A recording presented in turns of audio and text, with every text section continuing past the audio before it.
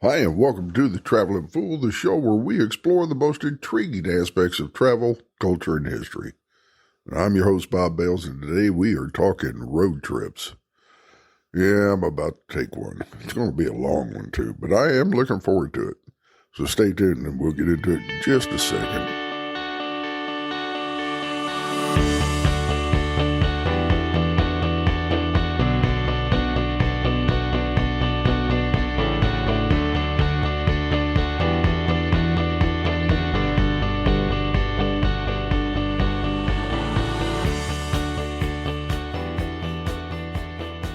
All right, welcome back to the Traveling Fool podcast. I'm your host, Bob Bales, and like I said, this week we are talking about road trips.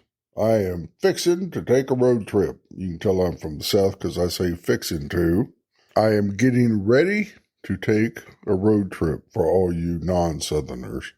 And I am headed out to South Carolina. I'm going to be leaving out of Texas, headed to South Carolina.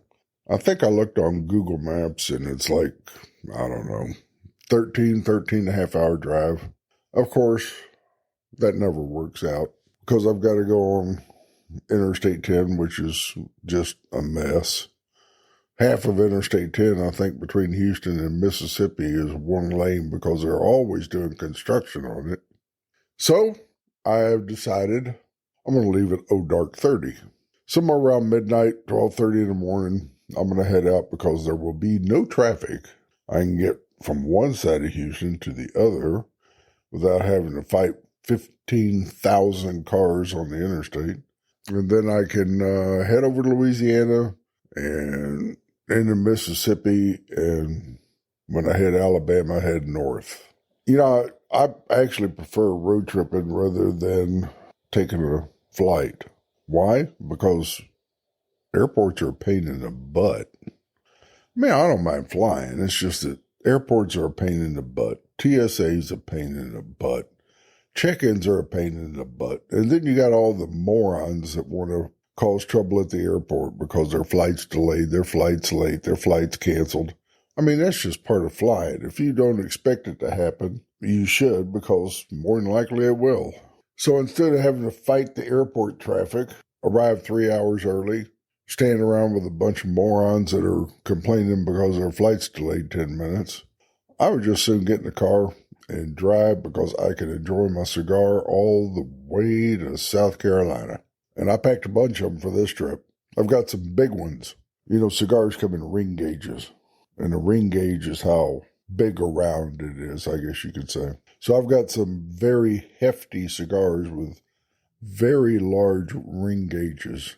So instead of taking 45 minutes to an hour and 15 minutes to smoke a cigar, I've got some that'll last over 2 hours. I mean, these are some big mamma jammas. I can have my coffee sitting there piping hot in my thermos, smoke a cigar, turn on some classic rock, hit the road, and just enjoy the trip. So why am I headed to South Carolina? Well, here's a point where you need to take a note, because I am headed to the Southern Travelers Explore Conference. Southern Travelers Explore Conference is put on by my good friend Melody Pittman with the help of her two fantastic daughters, Taylor and Peyton. You know, I don't know which one this is. It's like number 5 or something that she's done. I haven't been to all of them, but I've been to, I think this is my 4th one. She puts on a fantastic conference. It only lasts 2 or 3 days, but it highlights places in the South. And this year we are headed to Seneca, South Carolina. But that's the town we're staying in. It's actually being hosted by the county, Oconee County. So here's the part you need to take a little note of. If you want to follow some really good travel creators, because there's like 50 of us going, she limits it to a small group, no more than around 50, plus a bunch of destinations. So there'll be a lot of destinations from the South, I think 20 or 25 of them. And they come in and they talk about their destinations and stuff along with other things that go on in the conference. But now everybody is going to be posted on Instagram and Twitter and Facebook and TikTok and whatever social media platforms they have. But the hashtag for it will be hashtag STE stands for Southern Travelers Explorer. Oconee, OCONEE, So that means Southern Travelers Explorer, Oconee County, South Carolina. You follow that hashtag and you're going to see a lot of great stuff happening in Oconee County, but also you're going to discover some great travel writers and travel influencers and probably some destinations that you had not even thought of that are going to be putting out a lot of great content and might give you an idea of a few more people that you may want to follow from time to time or check and see what they're doing, because they do put out some outstanding content. So getting ready for this road trip. Now, I drive a car that is a hand-me-down from my wife. Why is it a hand-me-down from my wife?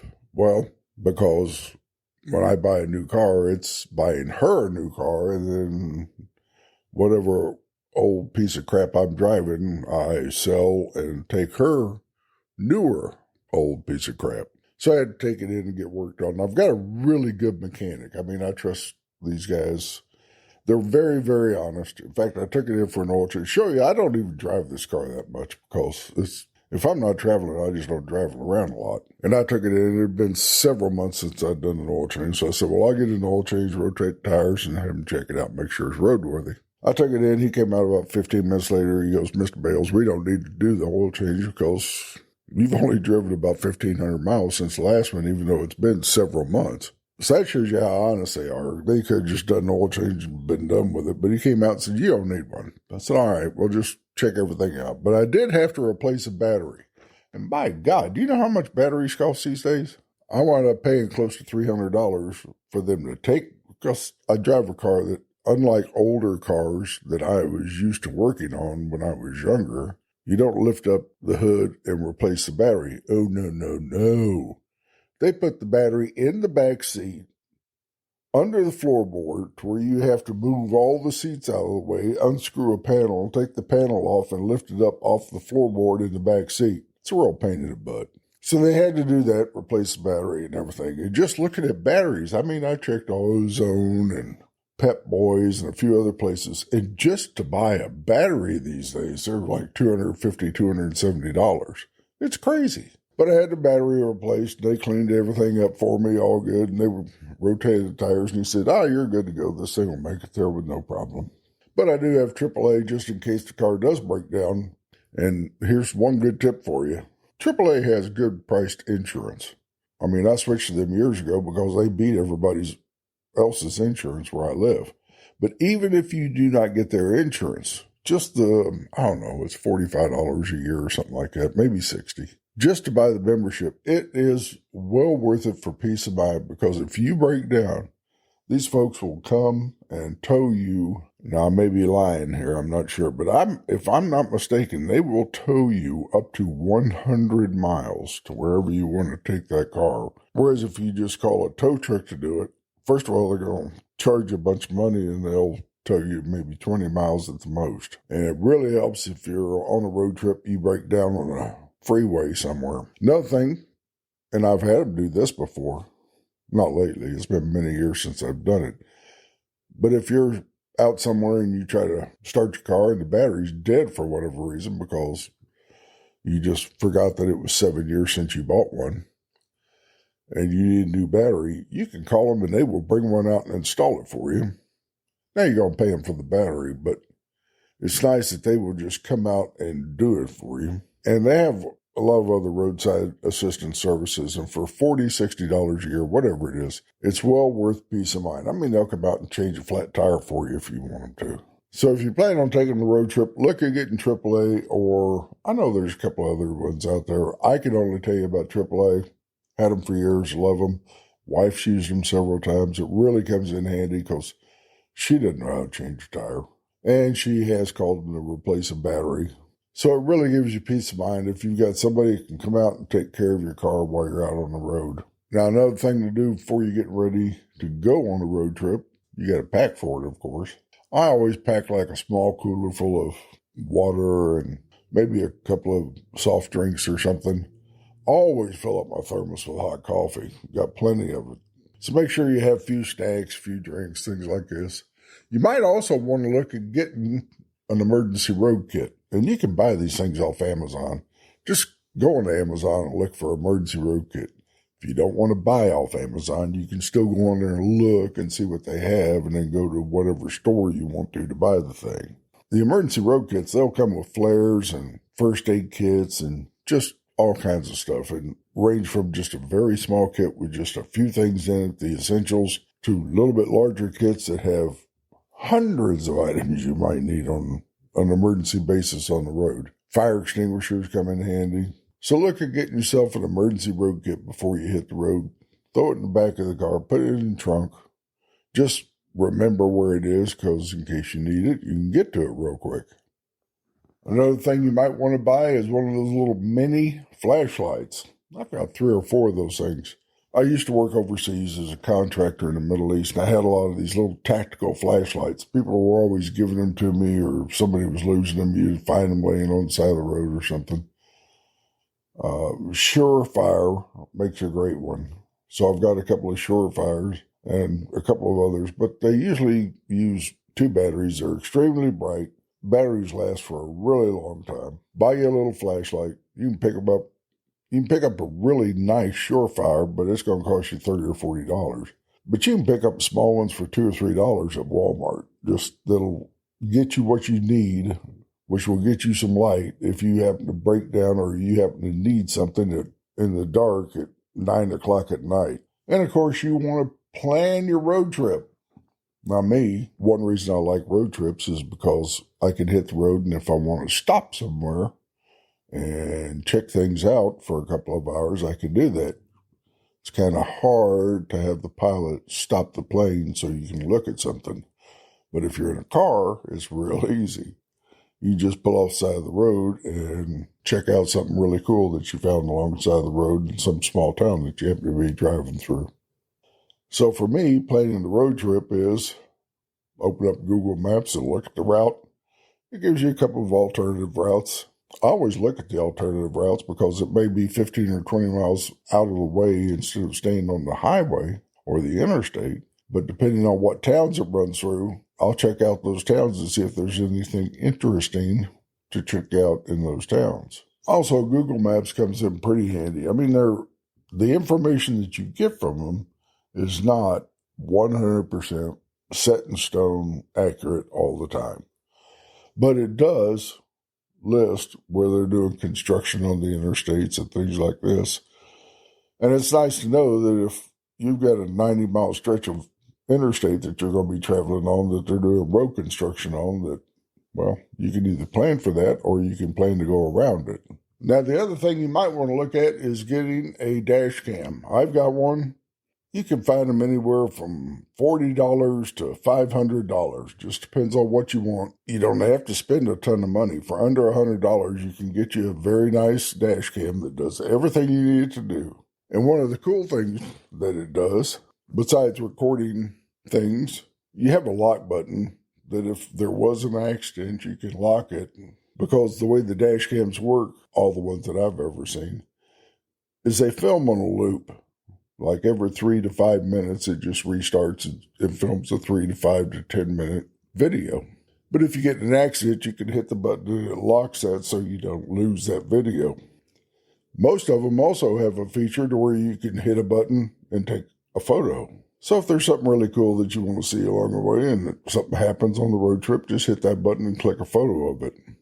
But dash cams come in really handy on road trips. It actually comes in handy anytime, because if you do get in an accident and it's not your fault, you've got the evidence right there. Now, if it is your fault, you've got the evidence of that also. But a dash cam comes in handy because it will record everything that happens. And there are a lot of idiots out there. Road rage is a thing. So if that happens, you've got video evidence of that as well. But all I can tell you is just do it. Just invest a few bucks and get you a dash cam. They come in really handy. They're well worth it. Gives you good peace of mind.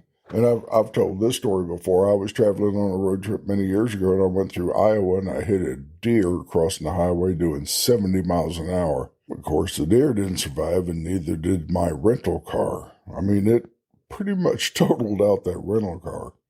If I'd have had a dash cam, it would have been a lot better.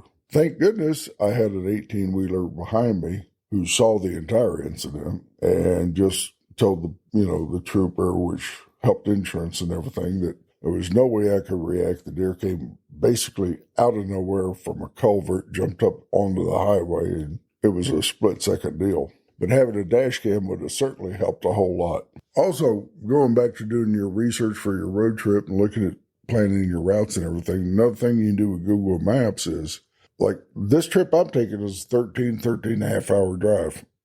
So I'm going to have to eat. Well, I don't have to.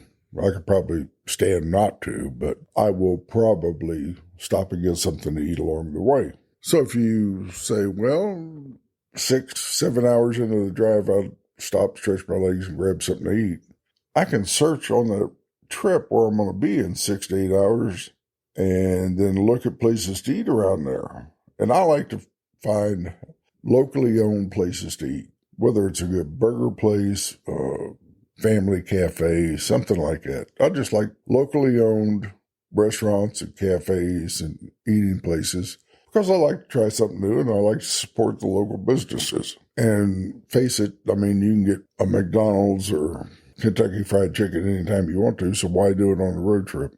But you can search in that little area on Google Maps and just put in restaurants or put in hamburger places or put in steakhouses or seafood or whatever you want to. And you might discover some really cool little eating places along the way. Now, I know you can get really detailed into planning a road trip, and a lot of these really detailed lists you see are just somebody trying to fill up space. For me, that's pretty much it. I check out my car, make sure it's in really good working order, make sure I've got some emergency equipment in case I might need it. Always have my dash cam, pack some drinks, pack a few stacks, go to Google Maps, check out the route, maybe a couple of places to eat, and that is basically my planning. And you can do a lot more, of course. Oh, one more I got to tell you about. It's an app. It's called Gas Buddy. I have this app downloaded, and there's paid and free versions. I use the free version. Gas Buddy works all around the United States. And what it does is it accesses your location using your phone's GPS, and it shows you gas stations around you and what the price of gasoline is at those gas stations. And if you've traveled on the interstate much, you will know that stopping to get gas on the interstate is more expensive than taking an exit and detouring a half mile down the road to another gas station. And it can be substantial. And if you're on a long road trip, you can save a bunch of money by using Gas Buddy and just stopping where they have the cheapest gas to fill up.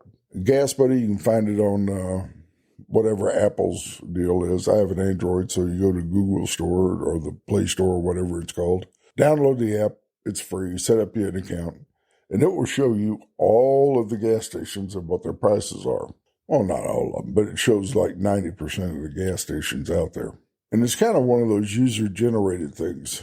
So if you see that, well, gasoline over here is $2.36 a gallon for regular, you pull in there and it's now $2.35. The users have the ability to update the app and say, nope, this is the price. And if I'm not mistaken, when you look at it, it tells you the last time it was updated. It'll say as of yesterday or as of today or as of 2 days ago. So it's a really good app to have. It works like a charm. And that's what I use. So here in a couple of weeks, I'll probably do a podcast about Oconee County, South Carolina, or maybe specifically about one or two of the things I did or saw there. And in the meantime, there'll be another podcast in between those two. But that's what I'm doing. I'm headed out on a road trip. I plan on taking a few road trips this year.